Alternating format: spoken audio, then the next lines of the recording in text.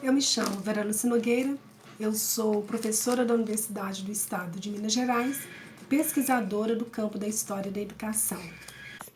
Eu vou apresentar alguns resultados do projeto de pesquisa O Império das Minas Gerais, relações entre política, poder, educação e cultura na administração dos negócios da província 1834-1889. Já há alguns anos eu venho realizando estudos e pesquisas sobre as políticas para a instrução pública na província de Minas Gerais no século XIX. O projeto buscou analisar as relações entre o governo da província de Minas Gerais e o governo central para compreender os possíveis impactos da atuação do segundo escalão da burocracia imperial, a presidência de província, na administração da educação a partir de 1834. Sobre o cargo de presidente, ele foi criado por lei em 1823 como um cargo de confiança do imperador e foi confirmado no artigo 165 da primeira Constituição de Império de 1824, que manteve a nomeação e a remoção do presidente sob a responsabilidade do imperador. Nesse caso, o presidente, como homem de confiança do imperador, era considerado responsável pela manutenção da ordem e da unidade política da ex-colônia. E esse era um papel extremamente importante, principalmente por causa dos processos de independência vividos pelas colônias espanholas por meio de guerras sangrentas ao longo do século XIX. Praticamente toda a América Espanhola, logo na primeira metade do século XIX, que vai culminar em 1903, com a independência do Panamá, mas praticamente toda a América Espanhola já se encontrava livre da administração da Espanha. Ao final desse processo, a Espanha viu as suas colônias se transformarem em 18 países independentes. E isso preocupava demais o governo imperial português. O receio de que também aqui no Brasil ocorresse um processo semelhante. Para isso, a opção política encontrada foi a de lançar mão de uma elite política com homogeneidade ideológica e com um tipo de treinamento específico para constituir a burocracia imperial, responsável pelas decisões políticas do país. Entre essas elites se encontravam os presidentes de província, que ocupavam um cargo de confiança e eram nomeados pelo imperador. Nessa direção, a figura do presidente de província, como principal responsável pela administração dos negócios provinciais, entre os quais se encontrava a educação, ganha protagonismo no plano político do governo, como elemento unificador do projeto de nação. Mas e a rotatividade? O que isso quer dizer? Mas como é que essa rotatividade se expressa em Minas Gerais? Bom, no período imperial, ou seja, em 65 anos, o governo de Minas ficou na mão de 82 políticos.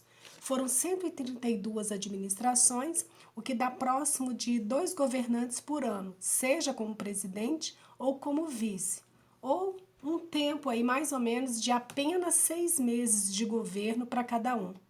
Como o presidente não tinha um tempo específico de mandato, ele ficava na província e iria para onde e quando o governo da corte quisesse.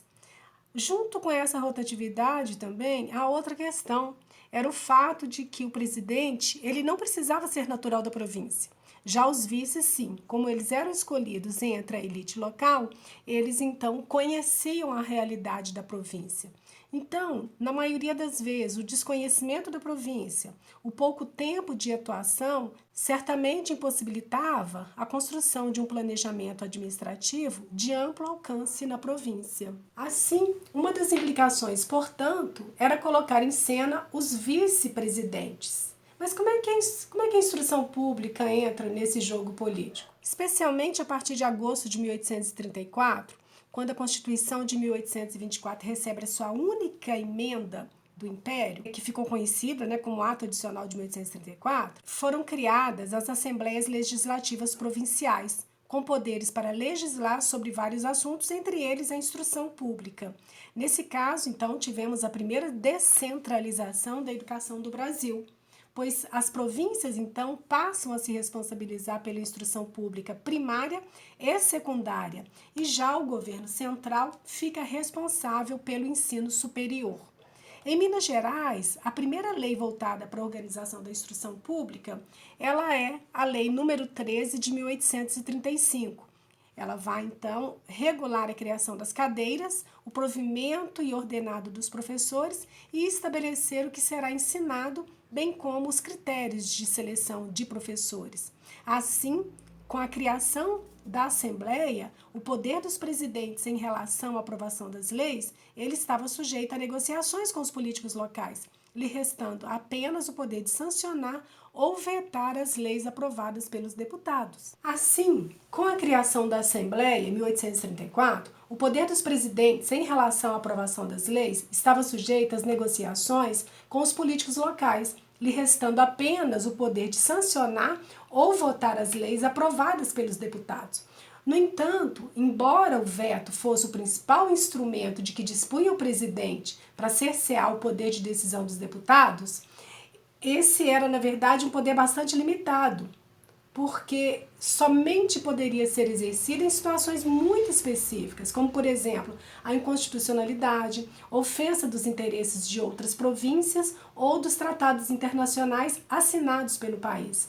E outra coisa, o veto poderia ser derrubado por 2/3 dos deputados, o que exigia do presidente, certamente, um intenso processo de negociação com a elite local para conseguir manter esse veto. Essa situação coloca em cena mais uma vez a elite política local, que quando assumia a vice-presidência, acabava tomando a iniciativa de propor leis, enfim, formular as políticas provinciais. E a instrução pública nesse jogo político?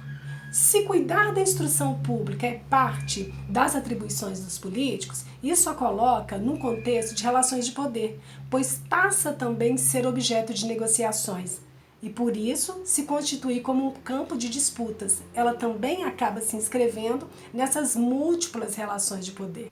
De um modo geral, a partir da segunda metade, há um investimento muito grande por parte de praticamente todas as províncias de organizar a instrução pública. E aí, nesse caso, a gente tem uma profusão de leis e regulamentos voltados para a organização da estrutura administrativa e fiscal e de todo o aparato da instrução pública e privada e do magistério. Minas Gerais teve, para se ter uma ideia, cerca de 90% de todo o ordenamento voltado para a instrução pública produzido entre 1850 e 1889. Qual o perfil dos políticos que administraram Minas Gerais?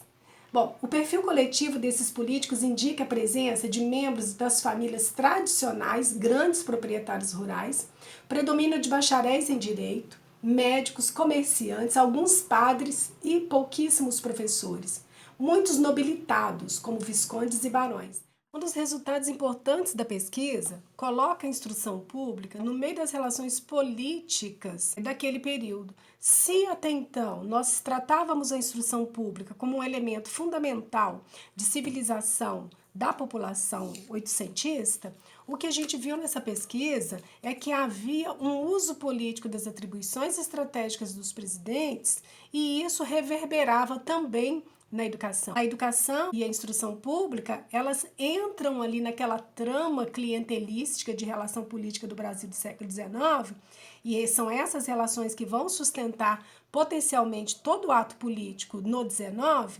e era essa relação clientelista que vai garantir o sucesso eleitoral. Também a instrução pública passa a fazer parte disso.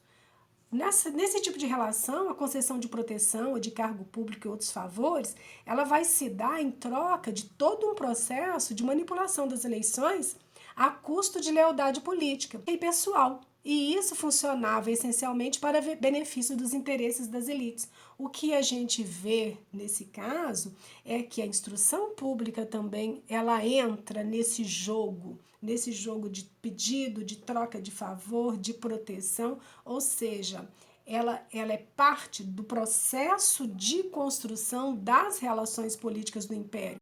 Como se vê, então, os cargos de professores acabavam fazendo parte das relações clientelares do século XIX e eram usados como moedas de troca para obtenção de apoio político.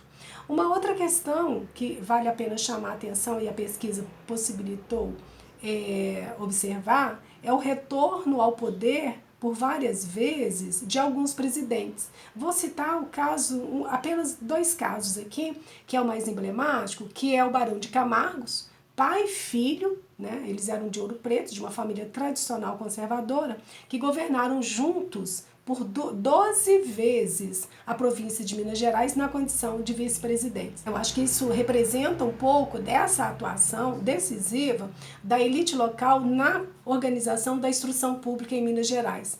E o que se observa é que entre a todo o conjunto de atos normativos, os atos publicados pelo segundo Barão de Camargos corresponde a aproximadamente 15% do conjunto de leis e regulamentos do Império, e isso concentrado nos últimos 4 anos do Império.